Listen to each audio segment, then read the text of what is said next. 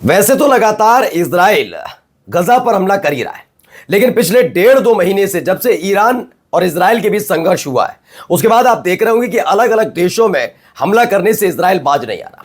अच्छा, इसके पीछे की वजह जानते हैं क्या? क्योंकि इजराइल को पता था कि सितंबर के महीने में वो मुंह के बल गिर जाएगा। उसे पता था कि उसको जबरदस्त हार का सामना करना पड़ेगा। उसे यह पता था कि अमेरिका कितना ही साथ क्यों ना दे, लेकिन फिलिस्तीन की जीत तय है। जी हां, फिलिस्तीन की एक भयंकर बहुत बड़ी जीत हुई है और इतनी भयंकर हार इजराइल की अमेरिका के सहयोग के साथ भी हो गई, जिसके बारे में उसने सपने में नहीं सोचा था। 1 नहीं, 2 नहीं, 3 नहीं, 4 नहीं, 10 नहीं, 20 नहीं, 40 नहीं, 50 नहीं, 142 देश अचानक से अमेरिका और इजराइल पर टूट पड़े। जी हां, आज 142 देशों का वो परिणाम दिखाऊंगा, फैसला दिखाऊंगा, जिसने अमेरिका को भी बेचैन कर दिया है कि क्या वाकई इजराइल का साथ देने की वजह से पूरी दुनिया और खासकर वो देश जो उसके पिछलग्गू बताए जाते थे, वो भी खिलाफ खड़े हो गए।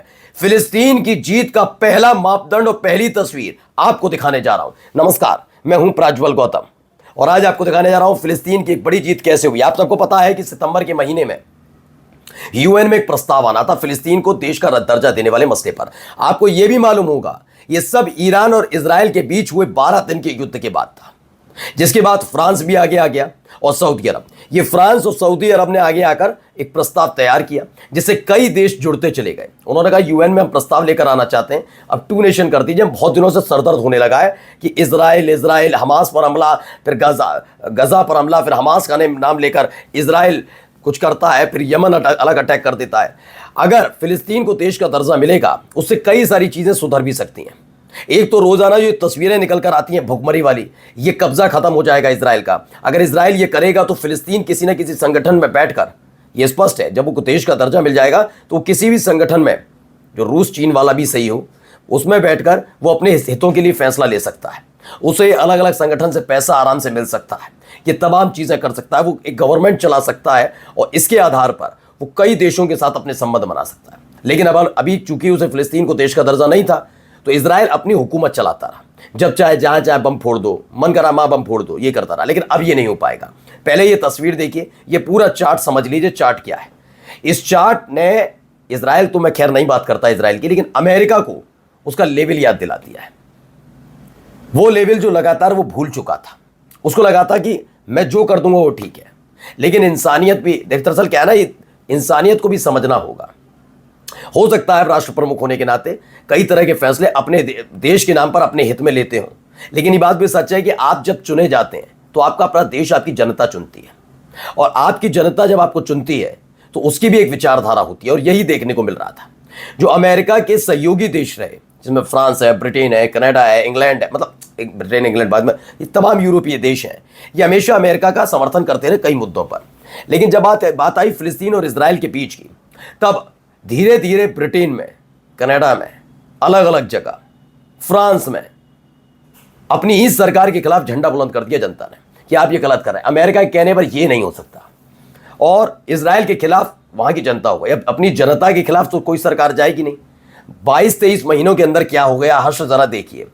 इसमें 142 देश हरे रंग में नजर आएंगे और ये सारे के सारे चाहते हैं फिलिस्तीन को दर्जा मिले। यानी 142 देशों ने फिलिस्तीन को मान्यता मिलने, देश की मान्यता मिलने वाला जो प्रस्ताव था उसका समर्थन कर दिया, जिसमें भारत भी शामिल है। 1988 में भी हमने समर्थन किया था, अब भी हम समर्थन कर रहे हैं। हमारे रुख में ना तब तब्दीली थी ना आज तब्दीली है। लेकिन हैरान करने वाली कई चीजें हैं इसमें, जरा गौर से देखेंगे तो इसमें रूस ने फिलिस्तीन का समर्थन किया कि फिलिस्तीन को देश का दर्जा मिलना चाहिए। लेकिन आप देखिए, जिस रूस से संघर्ष की वजह से यूक्रेन पर हाथ रखा था अमेरिका ने, उस यूक्रेन ने भी फिलिस्तीन के समर्थन में वोटिंग कर दी। नाम देख लीजिएगा, यूक्रेन का नाम लिखा हुआ है। यूक्रेन ने भी रूस के साथ एक मंच पर खड़े होकर इजराइल को नरसंहारक का, जितने देश में दिखा रहा हूं ना, ये देश सिर्फ ये मत सोचिए कि फिलिस्तीन के समर्थन में ना, ये सारे देश मानते हैं कि इजराइल एक नरसंहारक देश है। इसका मतलब समझिएगा, वरना अगर वो वाकई फिलिस्तीन को मानते कि वो आतंकवादी देश है, आतंकवादी है सारे लोग, तो क्या वो समर्थन में खड़े होते? पहले खड़े नहीं होते थे इतने। अब क्यों खड़े हुए? उन्होंने इतने दिनों में इजराइल की हरकतें देखी, भूखे बच्चों पर, महिलाओं पर, इन तमाम चीज जगह वो बम गिराकर आराम से हंसते थे नेतन्याहू। और ये वक्त का पहिया घूमा कि जो पीड़ित बता रहा था अपने आप को कल तक, वो आज नरसंहारक के तौर पर पहचान रख चुका है। और जो जिसे कल तक आतंकवादी कहकर हंसते मुस्कुराते थे लोग, वो आज पीड़ित खड़ा के तौर पर पहचाना गया और उसको उसका हक दिलाने के लिए 142 देश खड़े हैं, जिसमें अमेरिका के परस्त फ्रांस से लेकर, फ्रांस और सऊदी अरब तो लाए थे, ब्रिटेन, ऑस्ट्रेलिया, तमाम देश साथ खड़े हो गए। यानी अमेरिका अकेला पड़ गया इजराइल की वजह से। ये चार्ट बता रहा है, मैं नहीं कह रहा हूं, आप चार्ट देखिए।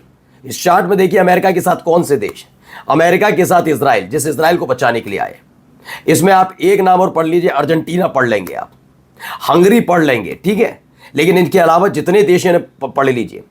यानी इन 4 देशों को शायद आपने सुना होगा, लेकिन 6 देशों के बारे में आपको जानकारी तक नहीं। छोटे छोटे जो देश हैं, जो शायद अमेरिका की वजह से ही चल रहा है उनकी अर्थव्यवस्था, वो देशों ने कहा हम हैं हुजूर ट्रंप बाबू, आपके साथ हमें डरना नहीं, हम इजराइल का समर्थन करेंगे। और सारे क्या है, 142 देशों ने एकजुट होकर कहा दादागिरी खत्म, ये तमाशागिरी खत्म, ये अमेरिका को बताया गया। फिलहाल प्रस्ताव पास हो चुका है। जैसे ये प्रस्ताव पास होने की खबर पहुंची, एक आदेश आ गया। कहा जाना क्या कहा जा रहा है, ये खबर पड़ी है। 27 देश हैं यूरोप में, कितने, 27 कंट्रीज हैं। इन 27 देशों ने एकजुट होकर एक बात कही कि अब तो भैया ये पास हो गया है, तो पहली फुर्सत में पहले तो नेतन्याहू को गिरफ्तार करिए, नेतन्याहू को गिरफ्तारी करने की तैयारी कर लीजिए, गिरफ्तार होना चाहिए आदमी। दूसरा, इजराइल के नेताओं पर बैन होना चाहिए यूरोप के अंदर। और तीसरा, पहली फुर्सत में इजराइल की सेना गजा को छोड़कर भाग जाए। ये तीनों चीजें एक साथ कही है। अब हालत खराब है कि एक एक करके सारे देश उनके खिलाफ है, और या इन सब के बीच एक धमाका हो गया। कहा, इजराइल में। इजराइल में ये जो जगह आपको मैप दिखा रहा हूं, इसको आप देख सकते हैं, इनमें इतने जगह सायरन बजा, धमाके हुए, बम धमाके हुए, सहमा हुआ इजराइल। दावा किया गया कि हालत इतनी खराब हो गई कि जो इजराइल की जनता इधर उधर भाग रही थी। यानी एक तरफ आप सोचिए 2 मोर्चों पर आप हारे। पहला मोर्चा आपने सारे देशों को डरा धमकाने के लिए बम गोला बारूद दागने शुरू किए। याद है, कतर पर भी यही हमला किया इसने, कतर पर भी हमला यही किया। और कतर कर क्या रहा था, वहां पर हमास और इजराइल के प्रतिनिधि मंडल के साथ बातचीत कर रहा था, बैठक कर रहा था। उस समय आप बम दाग देते हैं, आप ही के देश में शांति लाने के लिए कतर कर रहा था, लेकिन कतर पर हमला किया, फिर धमकाया मैं तुम्हें भी नहीं छोड़ूंगा। मतलब बौखलाए पागल टाइप का होता है ना। सही कहा था एक बार, बीच में भी सीरिया पर जब हमला किया था तो व्हाइट हाउस की तरफ से टिप्पणी आई थी कि नेतन्याहू पागल हो गया है। और बिल्कुल वैसी ही हरकत, तुझे भी नहीं छोड़ूंगा, इजिप्ट को नहीं छोड़ूंगा, तुर्की को नहीं छोड़ूंगा, ये सारे बयान आ रहे थे। हुआ क्या, यमन ने एक बड़ा हमला कर दिया। लेकिन इन सब के बीच सऊदी अरब की भूमिका संदिग्ध नजर आ रही है। एक तरफ सऊदी अरब के कहने पर प्रस्ताव आया, बिल्कुल सही बात है, फिलिस्तीन के लिए। लेकिन जब कतर पर हमला हुआ, और कतर पर हमला होने के बाद कहा गया कि सऊदी अरब ने अपने एयर स्पेस का इस्तेमाल करने दिया, एयर स्पेस का। इजराइल से उड़े फाइटर जेट सऊदी अरब के रास्ते कतर पहुंचे, 10 बम गिराए, लौट आए। सऊदी अरब ने इंटरसेप्ट नहीं किया। जब यमन ने यह हमला किया इजराइल पर, कतर पर हुए हमले के बाद, तो देखिए सऊदी अरब ने उसे इंटरसेप्ट कर लिया, उसे इंटरसेप्ट करके गिरा दिया। खबर यह भी निकल कर आई है, जो ईरान ऑब्जर्वर की खबर है, कि 2 घटनाक्रम घटे थे। जब इजराइल के लड़ाकू विमान उड़े तो सऊदी अरब ने जो है अपने एयर स्पेस का इस्तेमाल करने दिया। दूसरी खबर यह थी कि अमेरिका का जो मिलिट्री वहां पर बेस बना हुआ है, वहां एयर डिफेंस सिस्टम लगा हुआ है, उसे स्विच ऑफ कर दिया कि जाओ आसानी से कतर जाओ, बम गिराकर लौट कर आओ। और इसी ने कतर का गुस्सा 7वें आसमान पर ला दिया है।